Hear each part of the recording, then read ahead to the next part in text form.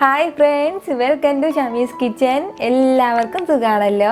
ഇന്ന് നമ്മൾ തയ്യാറാക്കുന്നത് ചവ്വരി കൊണ്ട് വളരെ ടേസ്റ്റി ആയിട്ടുള്ള നല്ലൊരു ഈവനിങ് സ്നാക്സ് ആണ്. അപ്പോൾ വീഡിയോയിലേക്ക് പോകുന്നതിന് മുന്നേ നമ്മുടെ ഷമീസ് കിച്ചൻ ചാനൽ ഇതുവരെയും സബ്സ്ക്രൈബ് ചെയ്യാത്തവരുണ്ടെങ്കിൽ അല്ലെങ്കിൽ ഇത് ആദ്യമായിട്ടാണ് കാണുന്നതെങ്കിൽ പ്ലീസ് ഒന്ന് സബ്സ്ക്രൈബ് ചെയ്തേക്കണേ. ആ ഷമീസ് കിച്ചൻ്റെ തൊട്ടടുത്തുള്ള ചുവന്ന ബട്ടൺ ഒന്ന് ക്ലിക്ക് ചെയ്യുക. കൂടെ തന്നെ തൊട്ടടുത്തുള്ള ബെല്ലൈക്കൻ ക്ലിക്ക് ചെയ്യുമ്പം ഓൾ തന്നെ പ്രസ് ചെയ്യണം. എങ്കിൽ മാത്രമേ ഞാൻ അപ്ലോഡ് ചെയ്ത വീഡിയോസിലാണ് നിങ്ങൾക്ക് കറക്റ്റായിട്ട് നോട്ടിഫിക്കേഷൻ ലഭിക്കത്തുള്ളൂ. എന്നാൽ ശരി, നമുക്കിനി വീഡിയോയിലേക്ക് പോകാം.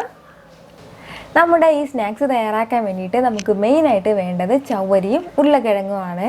ഞാനിപ്പോൾ 1 കപ്പ് അളവിൽ ചവ്വരി എടുത്തിട്ടുണ്ട്. കൂടെ തന്നെ ഉരുളക്കിഴങ്ങും.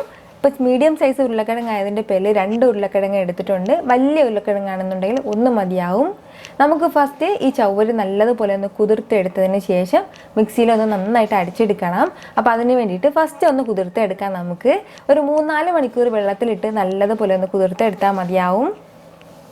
കൂടെ തന്നെ ഈ ഉരുളക്കിഴങ്ങ് നല്ലതുപോലെ ഒന്ന് വേവിച്ചെടുക്കണം. ഞാനിപ്പോൾ നമ്മുടെ ചവ്വരി എല്ലാം വെള്ളത്തിലിട്ട് നല്ലതുപോലെ ഇതുപോലെ കുതിർത്തെടുത്തിട്ടുണ്ട്. ഇതൊരു 3-4 മണിക്കൂറാണ് ഞാൻ വെള്ളത്തിലിട്ട് ഇതുപോലെ കുതിർത്തെടുത്തിട്ടുള്ളത്. ഇനി നമുക്ക് വേണ്ടത് ഒരു മിക്സിയുടെ ചെറിയ ജാറിലേക്ക് മാറ്റിയതിന് ശേഷം ചെറുതായിട്ടൊന്ന് ക്രഷ് ചെയ്തെടുക്കണം. ഒരുപാട് ഇങ്ങനെ പേസ്റ്റ് പോലെയൊന്നും അങ്ങനെ സ്മൂത്തായിട്ട് അരഞ്ഞിട്ട് പോകരുത്. പകരം ചെറുതായിട്ട് ക്രഷ് ചെയ്ത് കിടക്കണം. ആ ഒരു രീതിയിൽ വേണം നമ്മളിതൊന്ന് അരച്ചെടുക്കാനായിട്ട്. ഇതിപ്പോൾ ഞാൻ മിക്സിയുടെ ചെറിയ ജാറിലേക്ക് മാറ്റിയിട്ടുണ്ട്. ഇനി നമുക്ക് നല്ലതുപോലെ ഒന്ന് അരച്ചെടുക്കാം. ഞാനിപ്പോൾ ഈ ഒരു രീതിയിൽ ഇത് ക്രഷ് ചെയ്ത് എടുത്തിട്ടുണ്ട്. ഇങ്ങനെ വേണം നമുക്കിത് കിട്ടാനായിട്ട്. അപ്പോൾ ഇനി നമുക്കിതൊരു ബൗളിലേക്ക് മാറ്റാം. ബൗളിലേക്ക് മാറ്റിക്കഴിഞ്ഞാൽ പിന്നെ നമുക്ക് ഇതിൻ്റെ കൂടെ വേണ്ടത് നമ്മൾ നേരത്തെ മാറ്റി വെച്ചിരുന്നില്ലേ ഉരുളക്കിഴങ്ങ്, അപ്പോൾ അതും വേവിച്ചെടുത്തിട്ടുണ്ട്. അതും കൂടി ഇതിൻ്റെ കൂടെ ചേർക്കാം. ഒരുപാട് മസാലകളൊന്നും ഇല്ലാതെ വളരെ സിമ്പിളായിട്ട് തയ്യാറാക്കിയെടുക്കുന്ന ഒരു നല്ലൊരു സ്നാക്സാണ്.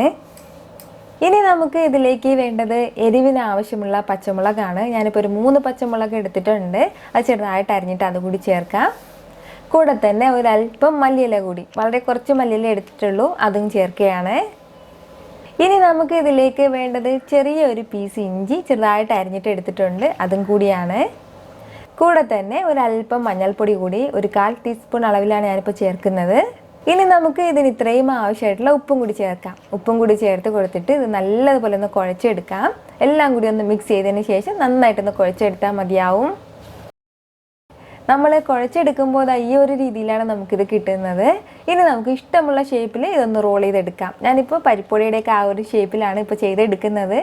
സിമ്പിളായിട്ട് പെട്ടെന്ന് തന്നെ തയ്യാറാക്കി എടുക്കാമെന്നുള്ളതിൻ്റെ പേരിലാണ് ഈ ഒരു ഷേപ്പിൽ തന്നെ ചെയ്തെടുക്കുന്നത്. ഇതുപോലെ തന്നെ നമുക്ക് ബാക്കിയുള്ള വടയും തയ്യാറാക്കി എടുക്കാം. ഓയിൽ നന്നായിട്ടൊന്ന് ചൂടായി കഴിഞ്ഞാൽ പിന്നെ നമുക്കിതിലേക്ക് ഓരോ വടയായിട്ട് ഇട്ട് കൊടുക്കാം. ഓരോ സൈഡും നല്ലൊരു ലൈറ്റ് ഗോൾഡൻ ബ്രൗൺ കളർ ആകുമ്പോഴത്തേക്ക് ഇത് ഫ്രൈ ചെയ്തെടുക്കാവുന്നതേ ഉള്ളൂ. ഞാൻ പറഞ്ഞില്ലേ, അധികം മസാലകളൊന്നും ഇല്ലാത്ത ഒരു സ്നാക്സാണ്. അപ്പോൾ അധികം മസാലകളൊന്നും ഇഷ്ടമില്ലാത്തവർക്കും അതുപോലെ തന്നെ കുട്ടികൾക്കൊക്കെ പെട്ടെന്ന് നമുക്ക് തയ്യാറാക്കി കൊടുക്കാനൊക്കെ പറ്റിയ വളരെ ടേസ്റ്റി ആയിട്ടുള്ള നല്ലൊരു സ്നാക്സാണ്. ഇതിൻ്റെ ടേസ്റ്റ് എങ്ങനെയാണെന്ന് വെച്ചാൽ നമ്മൾ ഈ കട്ട്ലറ്റൊക്കെ കഴിക്കില്ലേ, ഇച്ചിരി സോഫ്റ്റ് ആയിട്ടുള്ള ഒരു സ്നാക്സ്, ആ ഒരു രീതിയിലാണ് നമുക്കിത് കിട്ടുന്നത്. നല്ല ക്രിസ്പി ആയിട്ടല്ല, പുറം ഭാഗം നല്ല ക്രിസ്പി ആയിട്ടുണ്ടാവും, പക്ഷേ അകം നല്ല സോഫ്റ്റ് ആയിട്ടാണ് ഇത് കിട്ടുന്നത്. ആ ഒരു രീതിയിലാണ് നമുക്ക് ഈ വട കിട്ടുന്നത്. അല്ലാതെ ആ പരിപ്പൊടിയുടെ ആ ഒരു ടെക്സ്ചറല്ല ഇതിനുള്ളത്. അത് നിങ്ങൾ പ്രത്യേകം ഒന്ന് ശ്രദ്ധിച്ചേക്കണം. ഇപ്പോൾ നമ്മുടെ വടയുടെ കളറൊക്കെ നല്ല കറക്റ്റായിട്ട് റെഡി ആയിട്ട് വന്നിട്ടുണ്ട്. ഈ ഒരു രീതിയിലാകുമ്പോഴത്തേക്ക് നമുക്കിത് എടുക്കാവുന്നതേ ഉള്ളൂ. ഇതുപോലെ തന്നെ നമുക്ക് ബാക്കിയുള്ളതും എല്ലാം ഫ്രൈ ചെയ്ത് എടുക്കാം.